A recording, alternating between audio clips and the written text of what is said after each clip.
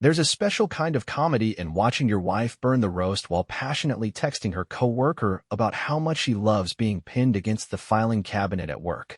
I mean, she couldn't multitask when I asked her to read the GPS while I drove, but she's apparently a master chef and a sexting savant now.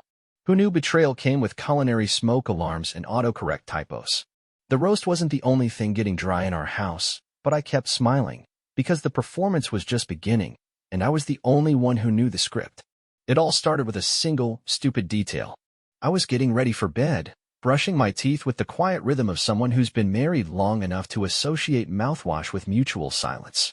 I opened the cabinet to grab my razor, and that's when I saw it. Her perfume bottle was missing. Not misplaced. Not moved. Missing. The one she only used on special occasions. That same floral citrus nightmare I had to pretend to like every time we went to her office Christmas parties. It hadn't been touched in months. I would know. I hated it enough to notice. But now it was gone. No work events on the calendar. No dinner plans. Just a quiet Wednesday where she said she was working late and came home smelling like hotel soap and pretending she still wore her heels on 10-hour shifts. But here's the kicker. When she walked through the door, I could see the red indentations from freshly removed earrings, but she didn't wear earrings to work anymore. Said they got in the way. Now, I didn't say a word. I didn't ask where the perfume went. I didn't mention the heels. I didn't look at the time. I just kissed her cheek, said I'd eaten already, and went back to the living room. Calm. Steady. Like I wasn't already building a cage around her in my mind. That's how you keep control. You make them think you're too dumb to notice, too tired to care. You let them feel safe. That's when they get sloppy. The next day, I started setting the stage. I brought up Brielle, one of the junior consultants I'd been mentoring at work. Gorgeous. Driven. A bit too enthusiastic about corporate synergy, but exactly the kind of woman my wife used to be before her loyalty got lost in a parking garage rendezvous. I didn't lie. I didn't invent stories. I just told the truth selectively, precisely, repeatedly. How Brielle crushed her presentation. How she remembered my coffee order. How she laughed at my jokes. And I said it all with that detached tone, the kind that doesn't ask for permission, only attention. My wife nodded, smiled, acted supportive. But I could see the twitch in her jaw. The way her nails pressed into her thigh under the table. 3 nights later, I dropped the next breadcrumb. I left my phone unlocked on the counter, open to a message thread from Brielle. Completely harmless. Thanks again for the pitch tips. Couldn't have nailed it without you. With a few emojis. Just enough warmth to raise suspicion. Not enough to start a war. My wife glanced at it. Didn't say a word. But that night, she wore lingerie. First time in months. Her desperation reeked of guilt. And so, I played my part. Dutiful husband. Supportive mentor. Innocent confidant. But I started showing Brielle more admiration in casual conversations. Phrases like, she reminds me of you when we first met. Watching her face twist just slightly, like the words were little glass splinters she had to swallow. She started asking more questions. What's she like? Is she single? Does she talk about you a lot? And I'd always answer with a grin, the kind you give when you know exactly what it's doing to them. The thing about psychological warfare is that it doesn't need screaming matches or slammed doors. It's in the silences. The comparisons. The casual undermining of their value, until they start eroding from the inside out. I didn't need to catch her in the act. I just needed her to feel the weight of her own irrelevance. To see that someone younger, smarter, and loyal was circling me now. Not out of vengeance, but because it was true. I became the prize again. And she was the one with something to lose. She started cooking again. Started dressing up more. Started trying to initiate conversations that weren't about bills or schedules. I gave her just enough warmth to keep her chasing, but never enough to reach. Let her stew in her own insecurity. Let her unravel inch by inch. That's the beauty of it. When you stop chasing the cheater and start becoming someone they can't reach, you don't need to scream. You just sit back, smile, and let the rot do the work for you. Our life used to hum with quiet rhythms, simple rituals only the two of us understood, Saturday pancakes, late-night documentaries, her snoring softly on the couch while I rubbed circles on her ankle. She called me her anchor, her safe place, and I wore that like armor. There wasn't any grand gesture of love, no fireworks, but there was trust, deep, silent, unshakable. Or so I thought. At first, the changes were so small I blamed myself for noticing them.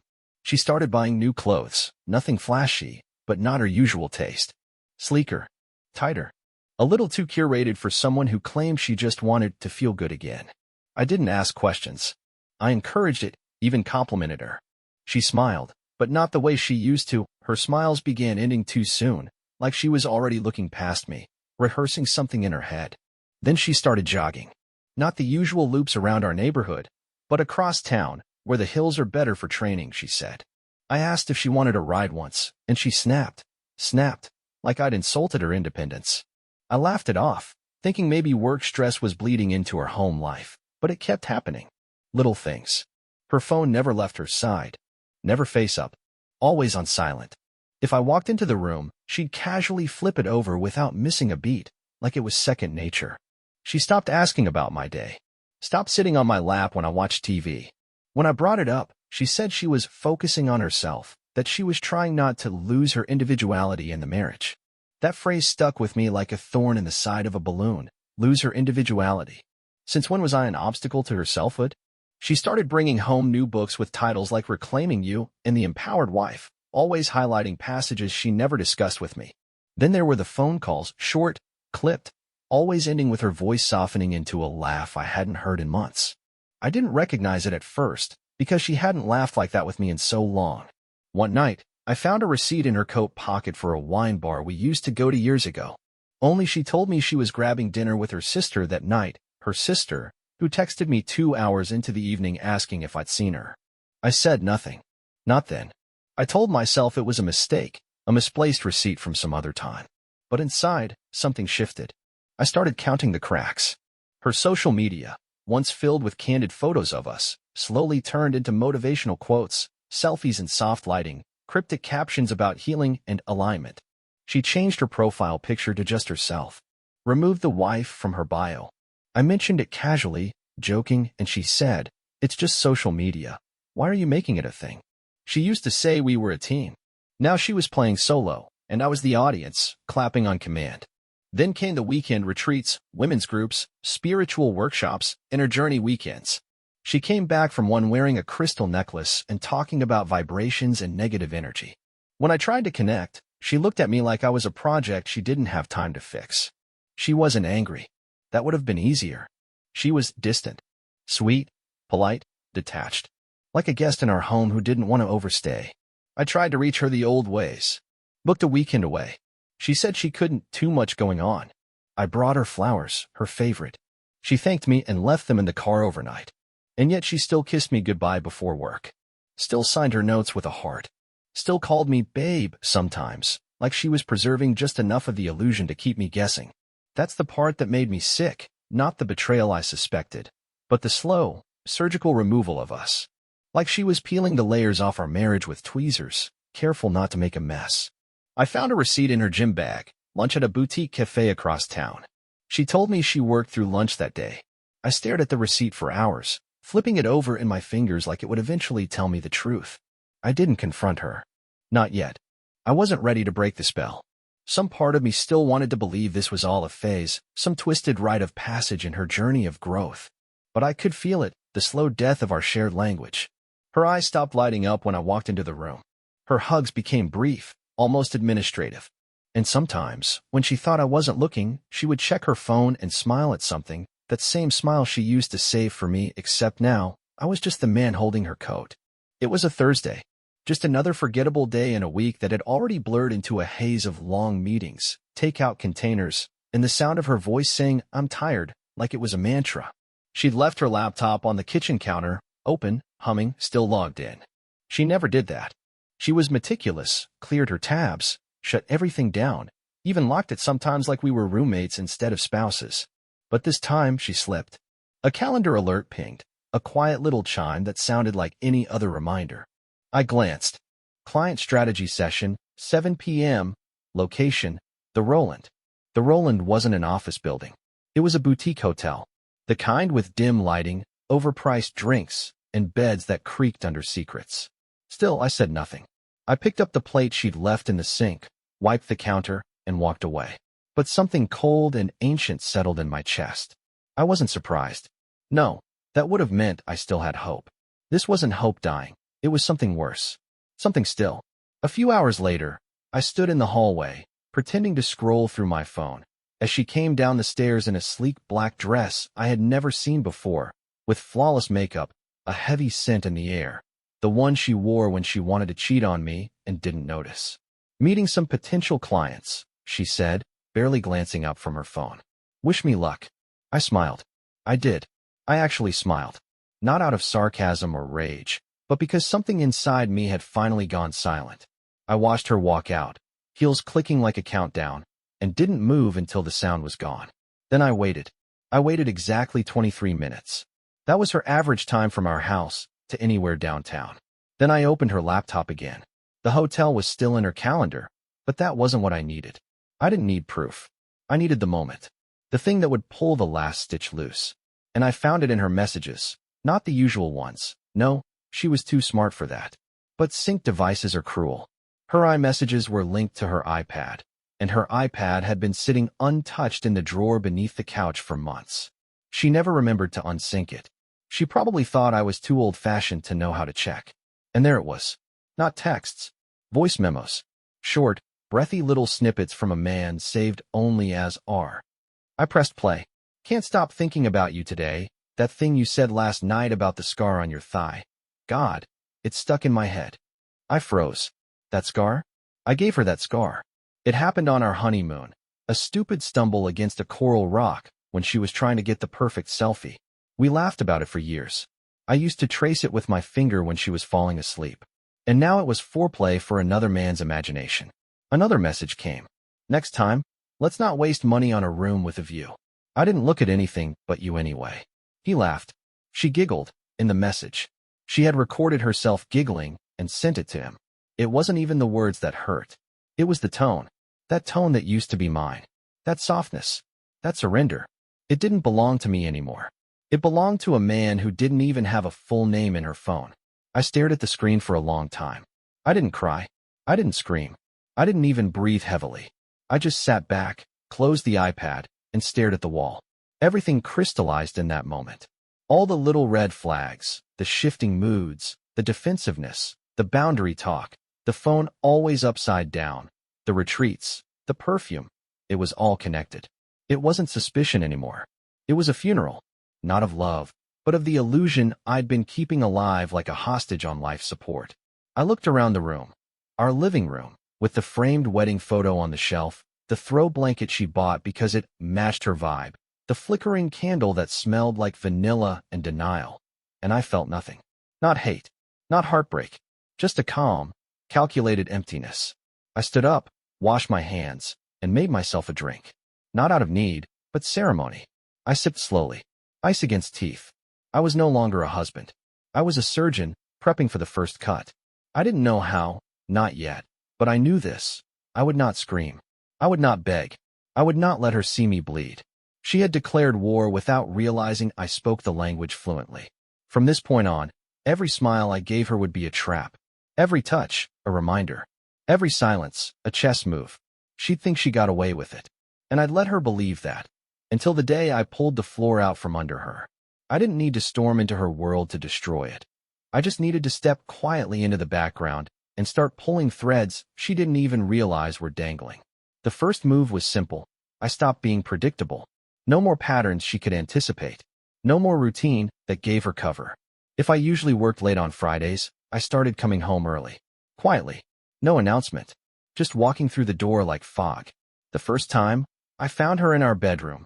Not in lingerie, not in gym clothes, but in silence. On the edge of the bed, phone in hand, staring at the screen like it was oxygen. When she saw me, she jumped, tucked the phone under a pillow, and smiled too fast. "Didn't hear you come in." I just nodded. Didn't press. Didn't look. Just filed the detail away. Her reflex wasn't fear, it was guilt. The next day, I made a list. Not of suspicions. Of patterns. Her claimed schedules, regular haunts, usual lies. I built a calendar with her words against timestamps from our joint bank app. Lunch at Whole Foods, except the charge was from a wine bar. Yoga class at 7, except there was a $32 charge at a downtown coffee shop that doesn't open before 9. My second move was subtler. I bought a burner phone. Nothing fancy, just enough to download a secure messaging app and set up a fake profile. Not of a man. No, that would be too obvious. I created a woman. A believable one. Same age range. Same wellness interests. Similar vibe. Someone who might have crossed paths at a workshop or a retreat. And then I added a photo, stock image, filtered just right, soft smile, inspirational quote in the bio. I waited 3 days before sending the first message. Just a friendly, hey, I think we met at the Embracing You retreat in March. You looked so familiar I had to say hi. She didn't respond immediately. But when she did, it was cautious curiosity. Maybe. I go to a lot of those. Remind me your name. I gave her one. I gave her just enough. Over the next week, I fed her harmless validation. We talked about self-growth, toxic masculinity, and how men just don't get it. She agreed with everything. Opened up. Shared things she hadn't told me in months. And then, slowly, she brought him up. Not by name. Just someone I connect with on a deeper level. Said she was stuck in a relationship with a man who respects her, but doesn't see her. That was me, by the way, the blind, respectful man. I copied every word. Archived every conversation. Meanwhile, I was mapping out her social graph. Her best friend, Lacey, was the weak link. Not because she was disloyal, because she was careless. Lacey posted everything. I didn't follow her, but I watched her public stories from a dummy account. And that's how I caught it. One photo from a dim restaurant, wine glasses clinking, captioned, "These two smiling face with hard eyes, #soulmates." There they were. My wife and some tan, bearded dipshit with a smug half-smile and his hand on her thigh like he paid rent for the privilege. I screenshotted it. Compared the timestamp to my wife's claimed alibi. Work dinner with the exec team. No exec team meets at 10:48 p.m. on a Wednesday over Merlot and thigh rubs. I didn't confront her. Instead, I set the next trap. I told her I'd be traveling to Phoenix for a corporate training, 3 nights, hotel covered, no contact. She kissed me goodbye, reminded me to drink water, and smiled like she was already planning her next rendezvous. But I never left town. I stayed in a hotel 10 minutes away. Didn't call. Didn't text. Just waited. Tracked her location through the Find My Phone app she forgot I still had access to. The night I left, she stayed home. The second night, she drove to a residential area she'd never mentioned before. Stayed there 3 hours. Came home at 1 a.m. No explanation. The third night, she left again, different address. This one I recognized. The same boutique apartment complex I helped her cousin move into last summer. Only her cousin had since moved to Texas. I looked it up. That unit wasn't even hers anymore. But guess who lived there now? Our friend R. I confirmed it through a public records lookup. His name, his lease, his number, all linked to the address where my wife was spending her nights of self-discovery. I returned home on the 4th day like nothing had happened. Hugged her. Told her the training was boring. She asked no questions. Too busy checking her phone. Probably texting him. I smiled. Made her dinner. Rubbed her back while she scrolled. I watched her lie in real time. No guilt. No shame. Just performance. That's when I knew this wasn't a lapse. It was a double life. And she thought she was winning. She thought she was the one keeping secrets. She had no idea that every move she made was already written in my book. Every lie was logged, every excuse cross-checked, every betrayal time-stamped. I wasn't her husband anymore. I was her historian, her ghost, her reckoning, breathing under her roof, smiling through every sentence. She hadn't just lost my love. She had earned my attention. And soon, very soon, she'd understand how dangerous that truly was. I chose a gallery opening. Not because she liked art. She didn't. But because it was formal, well-lit, full of eyes, and impossible to run from without creating a scene. She arrived in that crimson dress she always wore when she wanted attention, the one that clung to her like it was afraid of letting her go. Her makeup was immaculate, smile rehearsed, heels clicking across marble tile like punctuation marks in a speech she thought she was still giving. She didn't know I'd be there. I greeted her with a kiss on the cheek and a glass of her favorite red, handed over by a waiter I tipped to approach precisely on cue. We stood among strangers, surrounded by curated beauty, and I spoke softly about brushstrokes and symbolism while she tried to decipher the sudden warmth in my tone. That was the bait. 5 minutes later, a nearby projector screen came alive, not with an artist's installation, but with a slideshow I'd scheduled remotely to interrupt the exhibition feed. The first image was subtle, a candid of her at lunch, smiling too brightly at a man with his hand resting a little too comfortably on hers. Then a second, This one unmistakable, her lips on his neck in the backseat of his car, timestamped 7:36 p.m., the same night she told me she was meditating in solitude. Murmurs swelled around us like a tide. Her glass slipped from her hand and shattered, red wine bleeding across the tile like an accusation. "What the hell is this?" she hissed, her voice low but cracking. I didn't look at her. I kept my eyes on the screen. The third image came up, her in a bathrobe, in his apartment, taking a mirror selfie I knew she thought she'd deleted. "This isn't what it looks like," she stammered, and there it was, the first note of the song. I turned to face her finally, and the room seemed to shrink. "You're right," I said quietly, "it's much smaller than I imagined. I thought betrayal would look larger, heavier, but it fits in a few kilobytes and a hollow heart." Her face twisted, a flash of panic veiled in indignation. "We were just talking. That one photo, he was comforting me. You and I, we've been so distant. I didn't know how to reach you anymore." Her voice was shaking now, threading desperation into the performance. I didn't flinch. "You could have reached me with the truth, but you buried that and stretched your legs in the grave instead." She blinked rapidly, breath-catching, pivoting to the next verse. "You've been cold. You don't listen. You made me feel invisible. I had to do something to remind myself I'm still alive." I took a step closer, not threatening, but final. "And so you killed us to feel your own pulse?" I watched the blood drain from her face. She looked around, saw the eyes, the turnbacks, the phones that were now quietly recording, pretending to admire art while soaking in real destruction. "This is insane," she muttered. "You're insane. Who does this in public?" And there it was, the shift. The mocking confidence, the wounded pride clawing for higher ground. "I didn't do anything you wouldn't have done if you had the balls to stop being boring." Her smile curled now, venomous and trembling. "You needed a wake-up call, and now you're wide awake, aren't you?" I tilted my head slightly, like I was examining something under glass. "No, I didn't wake up. I was watching the whole time. You just didn't notice the curtains moving." Her mask cracked right down the middle. "What do you want from me?" "An apology." Her voice finally broke, a shriek barely disguised as a whisper. "You want me to beg? Is that what this is?" I stepped beside her, leaned close enough for only her to hear. "No," I said. "I want you to realize that every second from now on, you're living in the shadow of the man you tried to outsmart. You don't get to beg. You get to remember." She stared at me, wide-eyed, lip quivering, and in that moment, the fear finally arrived. Not of exposure, of consequence.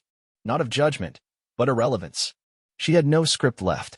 No lie prepared for the man who never raised his voice, who dismantled her in front of a crowd without a single curse, without a single insult. Just precision. The room buzzed around us, fragmented by tension, by confusion, by the raw discomfort of watching something wholly disintegrate in real time. She didn't speak again. I didn't leave yet.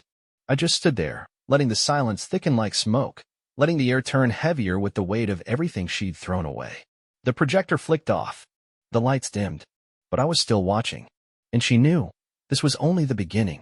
She came home like a storm pretending to be a breeze, soft footsteps, a carefully practiced sigh, jacket tossed on the chair like nothing had happened, like she hadn't been publicly exposed as a fraud with wine-stained cheeks and lipstick smudged by someone else's neck. I was at the dining table, flipping through a magazine I had no interest in, sipping cold tea, completely unmoved. She hovered by the doorway for a second too long, waiting for me to speak. I didn't. That silence was my weapon now, and it cut deeper than anything she'd expected. Finally, she cracked. "Are we going to talk about that little show you put on?" Her voice was sharp, brittle, like a window trying to hold back a hurricane. I didn't look up. "We just did." That set her off. She crossed the room, full of rage disguised as courage, hands waving like punctuation marks to nonsense. "You humiliated me. In public. Do you have any idea what that did to me?" I turned a page. "About the same as what you did to me. Except I had the decency to keep your clothes on." She flinched. Her jaw clenched, teeth grinding behind lips that were suddenly twitching for something cruel. "You smothered me," she spat. "You were always there, always watching, always needing something." I couldn't breathe without explaining myself. I looked at her then, not with anger, but with analysis. "You confuse accountability with suffocation. That's what children do." Her eyes widened. She didn't expect calm. She expected a fight. She wanted a fight. "You were boring," she hissed, eyes glassy. "Predictable. Routine. You stopped being a man. I needed fire, and you gave me lukewarm loyalty." I leaned back slightly, just enough to signal detachment. And yet you burned everything down for someone who couldn't hold a flame to me. Her breath hitched. She tried to laugh, but it cracked in the middle. You think you're so smart, don't you? So above it all, playing your little mind games. Well, congratulations, you broke us. Not me. You. I stared at her, letting her words hang in the air like smoke from a dying candle. You broke us the moment you decided I wasn't watching. I just wrote the obituary. That landed. Hard. She stumbled a step back, as if the weight of it shoved her. Her anger morphed into desperation. I made a mistake, okay? I was confused. I didn't plan it. It just happened. She paused, testing the water. But we can fix this. If you just stop punishing me for not being perfect, I cut her off. You weren't punished for imperfection. You were exposed for deception. Her face twisted. That mask of remorse she was trying to wear didn't fit anymore. You don't get it. You never got it. You were so busy being the hero in your own head, you didn't see how lonely I was. I needed someone. I nodded slowly. So you found someone. Now keep him. She blinked rapidly, breath trembling. You're just going to throw everything away? After all we built? I tilted my head slightly, voice flat. You built a mirror and thought it was a foundation. All it ever reflected was your convenience. She stepped forward, voice cracking now. I gave you the best years of my life. I stared straight through her. And you wasted them trying to find someone better. Now you get to live with what you settled for. That silence fell again. Not empty. Heavy. Final. She didn't scream. Not yet. She shook her head, teeth clenched, looking for another angle, another tactic. But her arsenal was empty, and I was no longer a target. I wasn't even in the game. You can't do this, she whispered, her voice losing volume but gaining venom. You can't just shut down and walk away like I didn't matter. I stood. Calm. Composed. Towering. You don't get to decide how I heal from what you broke. She laughed then, high, panicked, false. You think you're strong now? You think this makes you a man? You're pathetic. Cold. Emotionless. I nodded, almost smiling. No. I'm cured. That shut her up. Her mouth opened, then closed again, like her brain couldn't process what just hit her. She was spiraling, and she knew it. The worst part for her wasn't the exposure, the shame, the guilt. It was this. I didn't care. She couldn't use my heart as leverage anymore. Couldn't weaponize my forgiveness or manipulate my love. I had become something she couldn't predict, couldn't bend, couldn't reach. She wasn't losing an argument. She was losing gravity. And in that vacuum of silence where she used to thrive, there was nothing but the echo of her own choices and the terrifying realization that the man who once would have done anything to save her was now watching her drown with dry hands and dry eyes. The day after the gallery, while she paced around the house waiting for a storm that would never come, I began my quiet war. No shouting, no warnings, just action, measured, meticulous, irreversible. First, I printed everything. The messages, the photos, the GPS logs, voice memos, time-stamped images and receipts cross-referenced with her own words. I compiled it all into a neat, chronological dossier and labeled it Exhibit A, her truth. I made 3 copies, one for my lawyer, one for secure storage, one to be used at the perfect moment. Then I got to work on the financial side. I'd let her believe the money didn't matter to me, that I was just another dependable husband who paid bills and never asked questions. That illusion ended with a few online banking clicks. I unlinked her cards from our joint account, closed shared credit lines, and rerouted my salary into a new, private account she didn't even know existed. The shared savings? Transferred to a legal trust in my name, with documentation of every cent I had contributed over the years. I left exactly $500 in the old account, enough to avoid suspicion, not enough to do damage. The car she drove, the one registered under my name, was disabled with a remote kill switch I had installed months ago during a routine service. She'd always thought I was paranoid. I was prepared. Next, I contacted a lawyer. Not a celebrity shark type, but someone sharp, specialized in high-asset divorce cases with a reputation for efficiency and absolute discretion. We met the same day. I handed over the folder, explained my plan, and listened as she outlined the timeline that would slice through my wife's life like a scalpel. No theatrics, just clean incisions. I filed for divorce, quietly, with a clause for sole ownership of our home, citing infidelity and misappropriation of marital funds. She wouldn't see it coming. Not yet. I made sure of that. Then I moved on to the people. I contacted her parents first, politely, respectfully. I sent them a curated PDF. No accusations, just facts. I told them I loved their daughter once, and that I was sorry they had to see what she had become. Her father replied with a single sentence, "You always deserved better." Her mother called and cried. I didn't answer. Then came her friends. Well, the ones who mattered. Not the enablers, but the old ones. The ones who'd known us since the beginning. I sent the same file. No caption, just the evidence. I didn't gossip.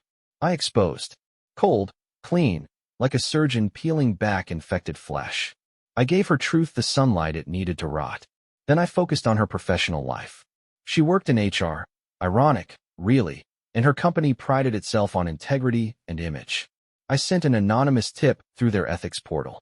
Attached were screenshots of her affair, on company time, using a company vehicle, with receipts proving misuse of expense accounts and hours unaccounted for. I didn't accuse her of infidelity. I accused her of policy violations. HR doesn't care about broken vows.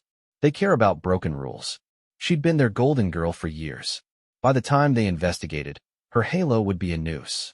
I contacted the lease office for our apartment and submitted a request to remove her name from the contract, citing pending separation and legal proceedings. I offered to buy out the lease to expedite the process. They accepted. Within days, her access code to the building would be revoked. She'd need permission to even enter the lobby. I canceled every subscription in her name. Netflix, Spotify, Wine of the Month Club, all of it. I left one streaming account, just so she could scroll through it one night, realizing every personalized profile, every show we watched together, was gone. Replaced. Erased. Then came the mail.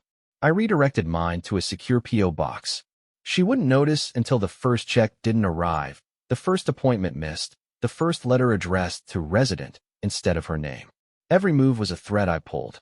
Not quickly, carefully, deliberately. While she made tea and paced the house pretending she still had control, I was emptying her world behind the walls. I planted one final seed, a meeting with our mutual friend, a quiet but respected voice in our circle. I gave him the facts. Let him draw his own conclusions. He did. And as I left, I told him one thing. She doesn't know yet. Let her feel safe a little longer. Because that was the beauty of it. She still thought she had time. Still believed she could cry, seduce, manipulate, or guilt her way out of the consequence she birthed. But by the time the letter from my lawyer hit the doorstep, by the time her card was declined at brunch, by the time her job called her in for an internal discussion, she would realize she hadn't just lost me. She'd been outmaneuvered. Completely. And not once did I raise my voice. Not once did I beg. I just moved the pieces until her entire game board collapsed. Checkmate. Without a single scream. The company picnic was her idea. Some ridiculous effort to show face and pretend our life hadn't gone up in flames behind the scenes. It was held at a lakeside venue, the kind of corporate bonding event that pretends to be casual but is really just a networking performance in sandals. She picked the dress, too. A pastel sundress that made her look soft, innocent, untouched. She thought she was still playing a role, still fooling people. What she didn't know was that by the time she stepped onto that neatly trimmed lawn, everyone already knew. I'd made sure of it. Not with gossip, but with precision. A polite, anonymous email to her department with an attached folder simply titled Clarification. Screenshots. Photos. Voice memos. Timestamped logs. Just facts. Undeniable, unemotional, devastating. I watched her strut in beside me, head held high, sunglasses on, waving to co-workers who now smiled with pity instead of respect. She thought she was reclaiming her image. She didn't realize she'd already been rebranded. The whispers began before we reached the first picnic table. The usual HR golden girl, the one who posted about empowerment and boundaries and raising your vibration, had become a cautionary tale overnight. I could feel her stiffen as we passed clusters of people who suddenly had somewhere else to look. She smiled wider, overcompensating, laughing too loud at nothing. She clung to my arm like we were still something. I let her. I wanted her to feel the full weight of pretending. Her boss approached, once warm, now formal. We'll need to talk Monday. Privately. That was it. No context. No hand on the shoulder. Just a death sentence whispered between bites of potato salad. She tried to brush it off with a laugh, a little, Oh, I must be in trouble, but her voice cracked on the last word. I didn't speak. I didn't need to. We moved to the main lawn where her so-called friends had gathered. The women she used to brunch with, complain to, lean on. She called them sisters once. But when she greeted them, only one nodded. The others smiled without teeth. Then someone handed me a drink, and she saw it, her best friend, Danny, offering me the cold beer she used to claim was just for guys. Danny didn't even glance at her. Just looked me in the eye and said, "You doing okay?" That moment shattered her. The mask faltered. She blinked fast, mouth slightly open, trying to play it cool, trying to smile, but her lips didn't obey. It got worse. Her phone buzzed. She looked at it, froze. I didn't need to see the screen to know what it was. Her lover, had finally responded. Or more accurately, ended it. He'd been silent since the gallery. I knew because I'd stopped tracking her messages. Didn't need to. His silence was enough. But now, she was reading the digital execution of her last escape route. I saw it all happen in her eyes. The shift from anxiety to panic. She turned to me, whispering something frantic, meaningless. "Can we talk?" I didn't answer. Just kept sipping my drink, staring across the lawn at the water like it mattered more than anything she had to say. She started to unravel. Tried to joke with a coworker, someone she'd once mentored. He nodded politely, but excused himself immediately. She followed another, tried to drag someone into conversation. They nodded, but their eyes kept drifting toward me. Everyone knew. And every time she looked up, I was watching. Not judging. Just there. Untouchable. Calm. Present. Her parents arrived late, as they always did. She rushed to them, too fast, too eager, like maybe they were still her sanctuary. Her mother hugged her briefly, stiffly. Her father didn't even reach for her.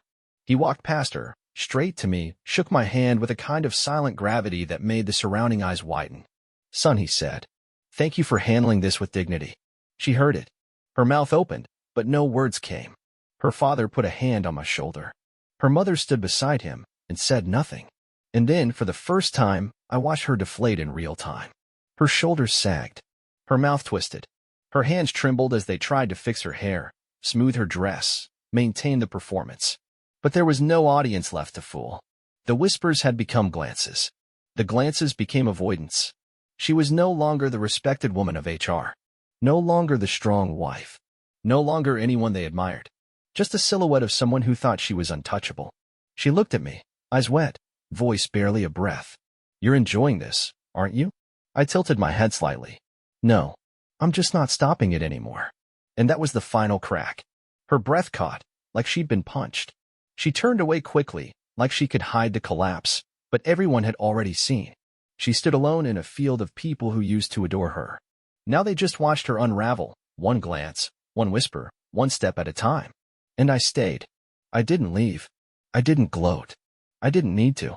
My presence was louder than any monologue. She saw me standing there, untouched by the wreckage she caused, and understood this wasn't just punishment. It was consequence. It was the moment her empire of lies fell apart under the weight of a man who simply refused to carry it anymore.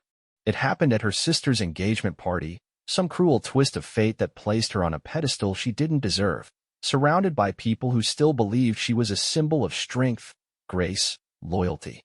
She wore white, of all things, laughing with a champagne flute in hand like the walls of her life weren't already crumbling behind her. Her parents were there. His were too, along with a mix of old friends, former coworkers, and a few faces they hadn't seen since their wedding. She didn't know he'd be there. He wasn't invited, but he came anyway, walked in through the back like a storm on a clear day, dressed in black, silent, unreadable.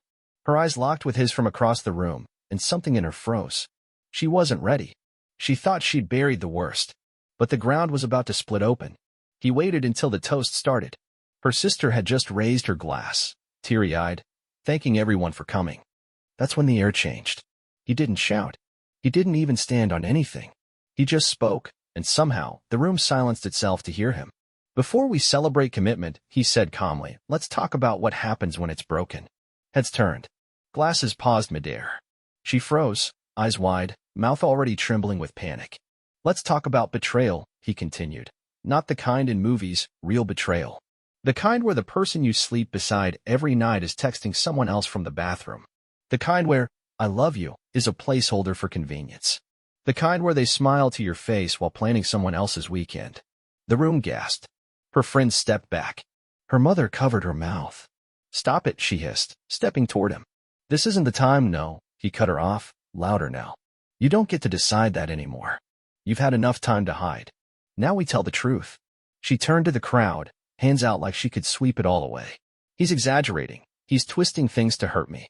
I have photos, voice memos, GPS logs, timestamps," he snapped. "You lied to every single person here. You lied to your own family while you were on your knees in another man's apartment." Someone dropped a glass. Her father stepped forward, confused, then horrified. "Is that true?"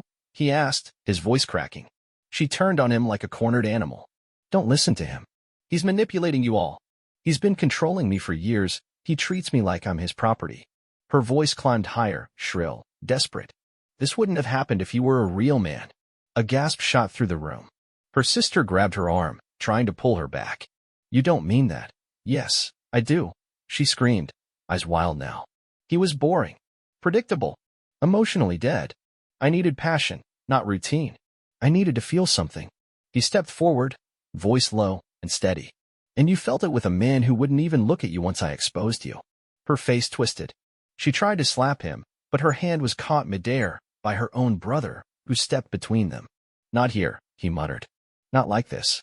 But the damage was done. The crowd was a wall of judgment now. Her mother looked like she was about to faint. His sister was filming, discreetly, yes, but she was.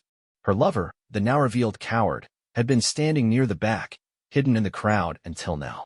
The moment the room turned, he bolted for the exit without a word, leaving her standing there, abandoned, exposed, screaming after him, "Don't walk away from me. You said you loved me." But he never turned back. He vanished, leaving her to face the wreckage alone. "You threw away a marriage for a man who won't even take your calls," he said quietly, voice cutting like steel. "You humiliated me, disrespected our vows, and now you're blaming everyone but yourself. You're not heartbroken. You're embarrassed. There's a difference." Her mouth opened, but no words came out. Her knees wobbled. Her mother stepped in, trying to hold her up. Her father walked away. The crowd parted around her like she was diseased. And he stood there, unshaken, watching the woman who once thought she held all the cards now stand shattered under the weight of her own choices. She dropped to her knees, mascara running, sobbing something incoherent into her hands. And still, he didn't touch her, didn't speak to her, didn't offer comfort. He turned, nodded once to her sister, and walked out. No theatrics, no drama, just silence. Because the loudest message was that he no longer needed to fight. The truth had already done what fists never could. And as he disappeared into the night, her cries echoing behind him, everyone knew this wasn't revenge. This was justice. And it was absolute. She disappeared for a while after that night, slinking back into whatever shadows still tolerated her presence. It didn't take long for the fallout to consume her. The HR department she once ruled over suspended her within the week. An ongoing investigation into ethics violations, misuse of company time, and conduct unbecoming of her role. 2 days later, she was fired. No fanfare. No chance to defend herself. Just a letter and a box of her things delivered to the curb by security. Her phone, once overflowing with group chats, brunch plans, and filtered validation, fell silent. Friends unfollowed. Blocked. Ghosted. Even the fake ones weren't fake enough to stand next to her anymore. Her family, once warm, loyal, proud, went cold. Her father never returned her calls. Her mother answered once, long enough to say, "I didn't raise a liar," and hung up before the tears could even fall. Her sister, whose engagement party became a public execution, didn't even send a wedding invite. She stayed in the city for a while, trying to cling to routines that no longer fit her. People stared. Whispers followed her into every grocery store, every sidewalk cafe. She changed salons, changed gyms, changed her last name on social media. None of it helped. She wasn't just disliked, she was avoided. She ended up selling her car, moved into a studio apartment an hour outside of town, above a dry cleaner. No more luxury candles, no more spa retreats, just a peeling ceiling, a mattress on the floor, and a job at a call center that didn't ask about her past. And as for him, the one she threw everything away for, he vanished, blocked her on everything, deleted her number, never answered when she called from a friend's phone. Her last message to him was 3 words, "Please call me." He never did. And me? I flourished. Quietly, steadily. I upgraded everything. My job, my home, my peace. I started dating again. Slowly, without resentment. I didn't need revenge anymore. I had reclaimed my life. But then, she showed up. 3 months after the collapse, I heard a knock at my door. She stood there, thinner than I remembered, hollow-eyed and trembling, clutching a jacket that didn't match the season. Her voice was soft, cracked. I know I have no right, but I needed to see you, just to say I'm sorry. For everything. I didn't speak. I let her talk. Let her beg. You didn't deserve it, she said, eyes wet, voice breaking. I was selfish. I was stupid. I kept chasing something that never existed. And when I finally had it, I missed you so much it hurt. I lost everything. My job, my family, my friends. And him? He ran the second the spotlight turned on. He never cared. You were the only one who did. She paused, searching my face for even a flicker of compassion. I don't expect forgiveness. I just needed you to know. I still love you. I always have. I stepped aside, not to let her in, but to let the silence between us stretch so long it became a wall. Then I looked at her, really looked at her, and saw not the woman I married, not the liar who betrayed me, but a stranger holding the corpse of a life she'd set on fire. Strange, I said, voice low and final. I don't even remember your name anymore. And I closed the door. That was the last time I saw her. She didn't try again. And that silence? That silence was everything. Because when someone burns the bridge they built with your trust, they don't deserve your words. Just your absence. Thank you for listening to my story. It's been a long road. And if you made it to the end, I appreciate you more than you know. Let me know where you're from. And did you enjoy the ride?